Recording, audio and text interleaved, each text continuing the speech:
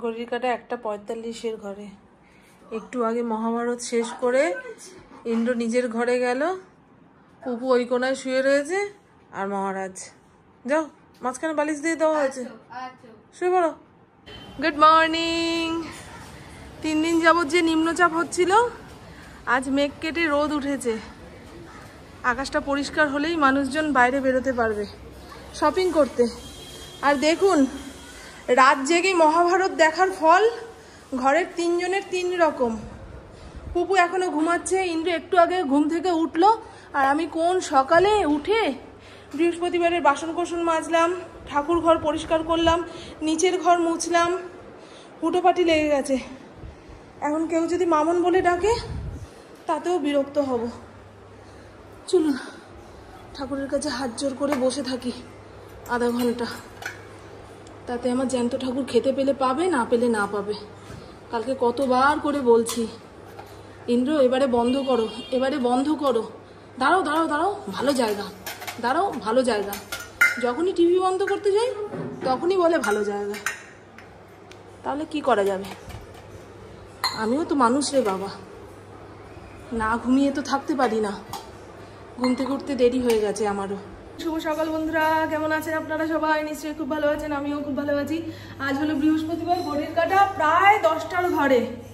আরো সকাল সকাল ঠাকুর ঘরে আসতে পারলে পুজোয় মন বসতো। কিছু করার নেই, টেনে টুনে মনকে বসাতে হবে। আমি শ্যাম্পু করে যা হোক করে মাথাটাকে গামছা দিয়ে পেঁচিয়ে চলে আসলাম। প্রভু যদি একবার পুজোয় বসে যায়। দোপাটি গাছে কুড়িয়ে এসছে, সাদা দোপাটি, লাল গোলাপি কালারের দোপাটিগুলো দেখতে ভালো লাগে। ছোট চারা অবস্থায় কি করে বুঝবে কোন গাছে কি কালারের ফুল ফুটবে না ফুটবে? হ্যাঁ, এই গাছে না বর্ষার জল পড়লেই অনেকগুলো করে ফুল হয়।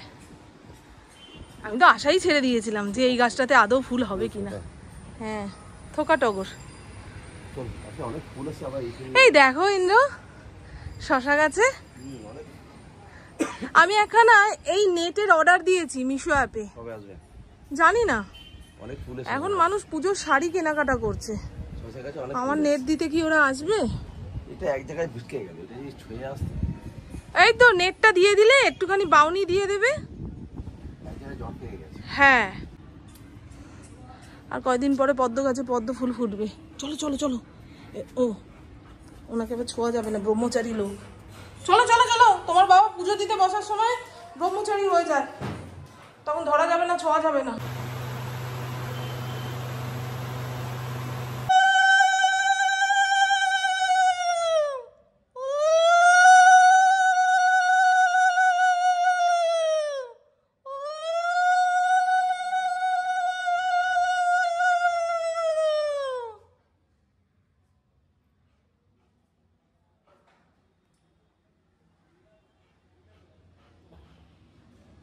এই বৃষ্টি অনেকক্ষণ যাবত হবে, ইন্দ্র তো বেরোতেই পারলো না। না, খিচুড়ি চাপাবো গো আজকে। হ্যাঁ, এই বৃষ্টি মনে হয় অনেকক্ষণ হবে। হ্যাঁ, ফুলকপি আলু দিয়ে এক সোমবারে খিচুড়ি বসিয়ে দিই।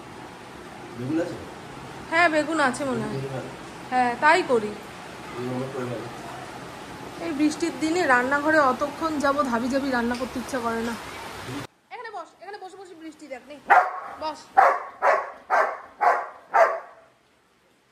আজকে সানডে সাসপেন্স শুনতে শুনতে খিচুড়ি রান্না করব, এটাই ফাইনাল।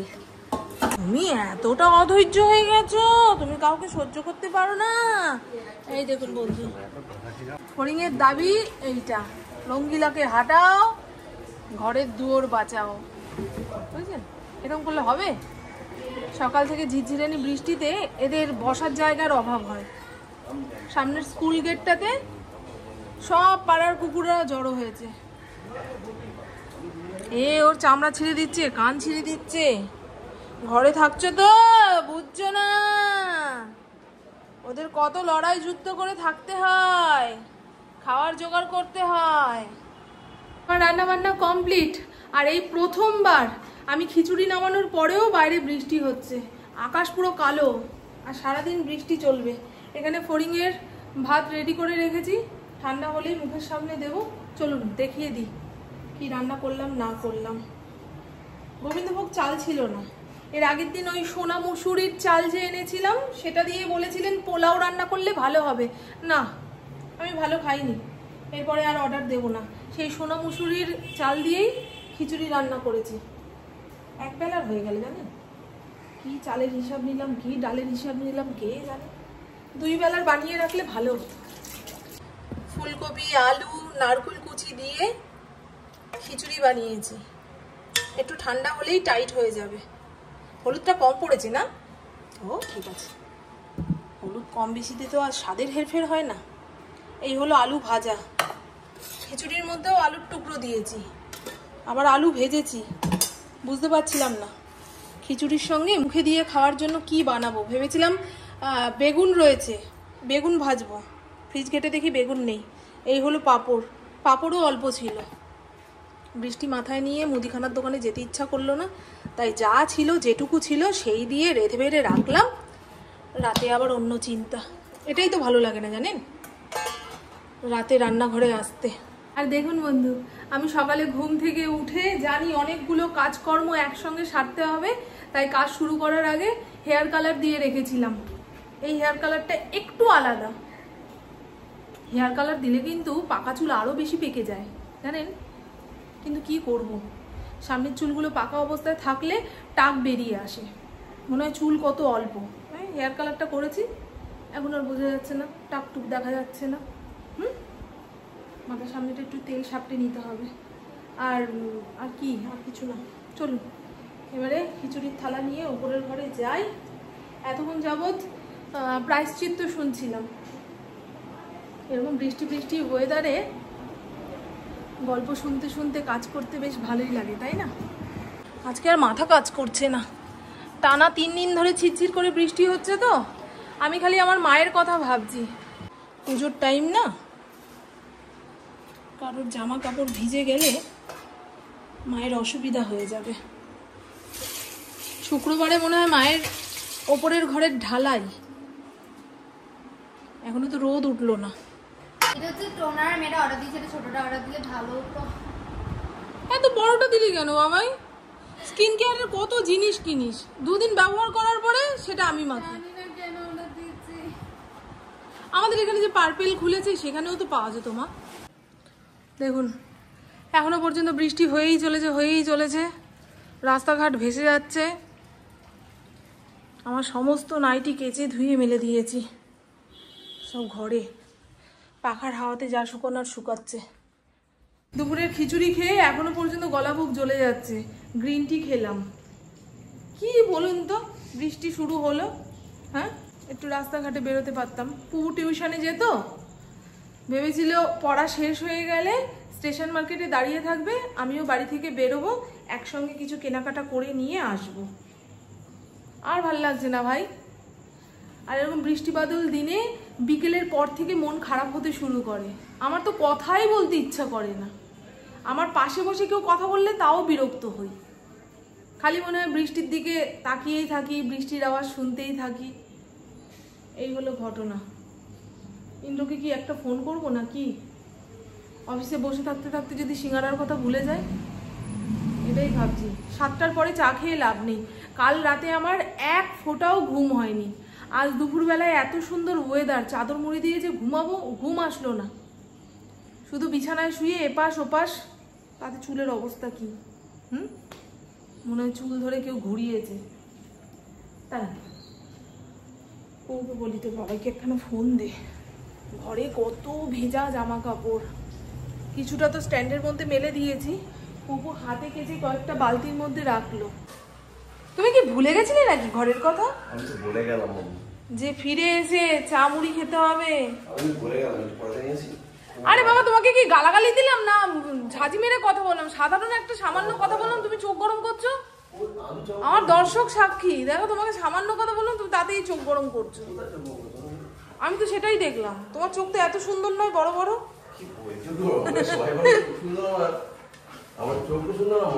এই ওকে বলে তুমি ছানা দিয়েছো, আবার ছানার প্যাকেট থেকে লাফাচ্ছে। বেশি দিও না কিন্তু, খেতে ভালোবাসে বলে পেট ভরে খাওয়ালে লাস্টে পেট ছাড়লে তোমাকেই পরিষ্কার করতে হবে। ফড়িংয়ের হিসুপটি পরিষ্কার করার দায়িত্ব ইন্দ্রর ওপরে। আর যা আছে তাই দিয়েই হয়ে যাবে, আর দোকানে যেতে হবে না। রাস্তাঘাট কাদা কাদা, স্লিপ করে পড়ে গেলে কি হবে? খিচুড়ি কতটুকু আছে না আছে? না না, চা খাবে বললো তো, চা যখন খাবে বলেছে ওর রাগ নেই। পুপু টিউশনে যাবে বলে রেডি হয়েছিল, আমি ইন্দ্র না করেছি, একটু রাগ দেখালো। আসলে কলেজ নেই, পড়তে যাওয়া নেই, সপ্তাহের বৃহস্পতিবার আর শুক্রবার এই দুটো দিন স্পোকেন ইংলিশ ক্লাসে যায়, এটাই যা ওর রাস্তায় বেরোনো। ঘরে বসে বসে বোর হয়ে যাচ্ছে। এই বৃষ্টি বাদল মাথায় নিয়ে পড়তে যাওয়াটা কি ঠিক বলুন তো? ঘরে বসে আমাদের চিন্তা হয় না? আর যা বৃষ্টি হচ্ছে, শ্রীরামপুরের কোনায় কোনায় হাঁটু পর্যন্ত জল, আর জল সরে গেলেও এতটা এতটা কাদা। রাস্তার বাইকগুলোও ঠিকঠাকভাবে চলবে না, টোটো পাবে না। 8টা সাড়ে 8টার সময় ছুটি হলে ইন্দ্র তো বললো বেরোবে না, তা কিছু করে আসবে না আসবে এই ভেবেই না করা হয়েছে। সে যাই হোক, জিজ্ঞাসা করলাম চা করবো, খাবি? করো। তার মানে রাগ নেই। প্রথম প্রথম রাগ হবে, তারপরে ঠিক বুঝতে পারবে মা বাবা আমাদের ভালোর জন্যই বলে, তাই না? এখানে আমার আর ইন্দ্রর জন্য রচা, এই চা পাতা দিয়ে রচা বানালে এত সুন্দর একটা গন্ধ বেরোয় না, মানে অনেকটা দূর থেকেও নাকে আসে গন্ধটা। 100 গ্রাম চায়ের দাম নিয়েছে 200 টাকা। আর পুকুর জন্য দুধ চা, উনি আবার দুধ চা ছাড়া খাবে না। রচার স্বাদ নাকি গরম জলের মতো, দরকার পড়লে চা খাবে না, তাও রচায় চুমুক পাড়ানো খুব কঠিন। ইন্দ্রকে ডাকি। এখানে মুড়ি মেখে নিয়েছি, শসা, পেঁয়াজ, কাঁচা লঙ্কা, বাদাম ভাজা, চানাচুর, সিঙ্গারা এনেছে। ও বাবা, বোঁদেও এনেছো? বোঁদে দিয়ে মুড়ি খেতেও দারুণ লাগে। এই ফ্রিজে রাখলে রসালো ভাবটা চলে যায় গো। কোনো মিষ্টি এনে ফ্রিজে রাখলে আমি স্বাদ পাই না, আগে এটা হতো না, এখন খুব স্বাদ বুঝেছি। এই ইন্দ্র, একটু আসো সোনা, নিয়ে যাও। দেখো বাবা, সব দিয়েছি, যা দিয়েছি সেই দিয়ে খাও। এটা দাওনি, ওটা করে নি, খুব বাজে লোক গো। তোমাকে কেটে কেটে ফুট খেতে ফুটতে লাগিয়ে তারপরে দিকে